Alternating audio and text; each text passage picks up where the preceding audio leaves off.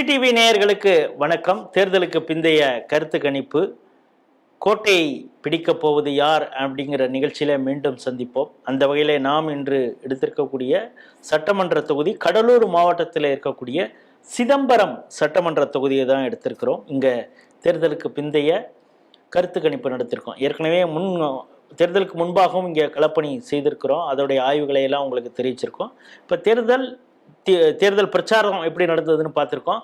தேர்தலுக்கு பிந்தைய கருத்து கணிப்பு நடத்திருக்கோம். அதனுடைய முடிவுகளை தான் உங்கள் முன் பகிர்ந்து கொள்ள தயாராக இருக்கிறோம். நம்மோடு இணைகிறார் பிரகாஷ். இங்கே கே ஏ பாண்டியன் அதிமுக கட்சியின் சார்பாகவும், தமிமுன் அன்சாரி திமுகவுடைய உதயசூரியன் சின்னத்தில் போட்டிடுறாரு.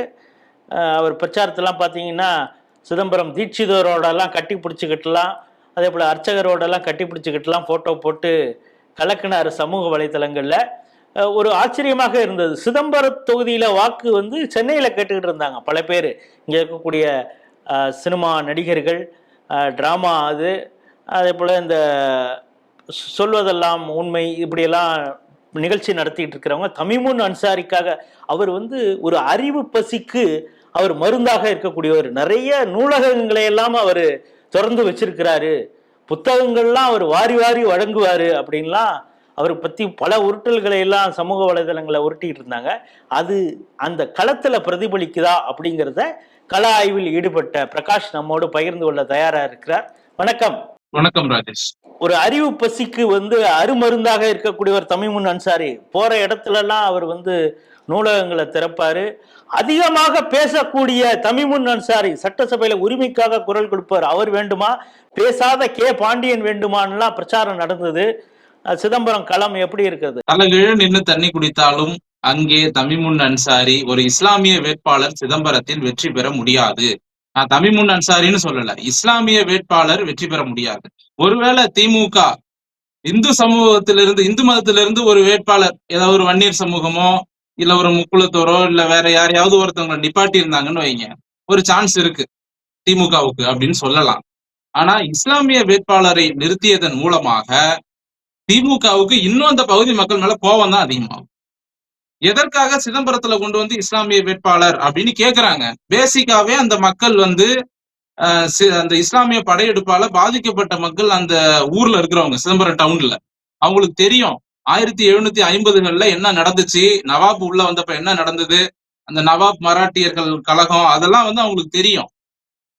நடராஜரை தூக்கிட்டு இங்க இருந்து கேரளாவுக்கு போனது, அதுக்கப்புறம் திரும்ப கொண்டு வச்சது, இப்ப இந்த எத்தனை வருஷம் ஆச்சு நடந்து முடிஞ்சு. எல்லா அந்த வரலாறுகள் அந்த மக்கள் மறக்கல. அதே நேரத்துல திமுகவிற்கு எதிரான மனநிலை அதிகமா இருக்கக்கூடிய மக்களும் அந்த ஊர் மக்கள் தான்.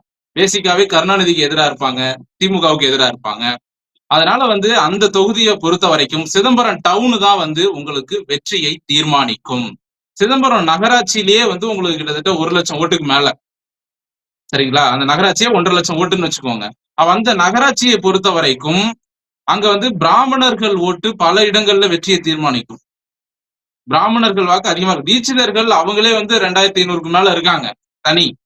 அவங்க இல்லாம ஐயர் ஐயங்கார் தனியா இருக்காங்க. இதெல்லாம் சேர்த்தோம்னா இவங்களே ஒரு 10,000 ஓட்டு வரும், பிராமணர்களே. அதனாலதான் அவர் தமிமுன் அன்சாரி பிராமணர்களோட அப்படியே ஒன்னா இருக்கிற மாதிரி சில போட்டோஸ் எல்லாம் எதுக்கு வெளியிடறாருன்னா, கிட்டத்தட்ட 10,000 இருந்து 15,000 வாக்குகள் பிராமணர்கள் வாக்குகள் தனியா இருக்கு.